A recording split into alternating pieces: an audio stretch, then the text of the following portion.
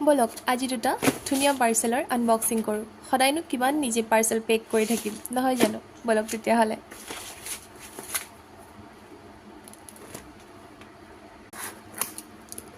পাৰ্চেলটোত কি আহিছে বলক এবাৰ চেক কৰি লওঁ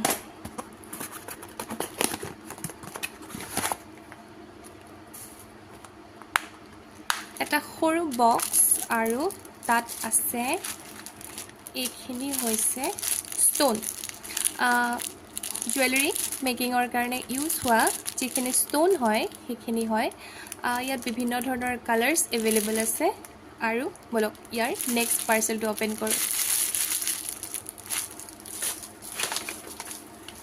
এইটো আহিছিলে এমাজনৰ পৰা বলক আনবক্সিং কৰি লওঁ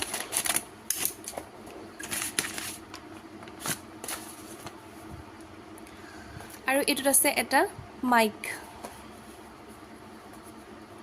যেটো ভিডিও বনোৱাৰ টাইমত যেতিয়া বাহিৰৰ সাউণ্ডবিলাক খুব বেছিকৈ আহি থাকে গতিকে সেইবাবে মই অৰ্ডাৰ কৰিছিলোঁ 1 মিনিট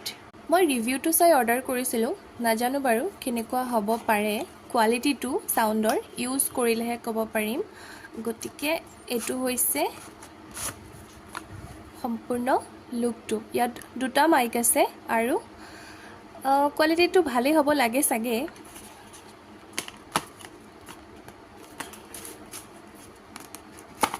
মই ৰিভিউটো ভালে দেখিছিলোঁ নাজানো বাৰু কেনেকুৱা হয় দুটা মাইক আৰু লগতে আছে এডাল কেবল দেখিছে নহয়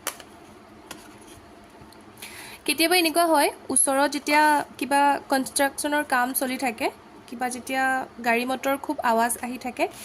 তেতিয়া ভিডিঅ'সমূহ প্ৰস্তুত কৰিব নোৱাৰি বহুত দিগদাৰ হয় যাৰ কাৰণে ভিডিঅ'সমূহ দিয়া বহুত লেট হয় বা কেতিয়াবা দিবই নোৱাৰি গতিকে ট্ৰাই কৰি নিশ্চয় চাম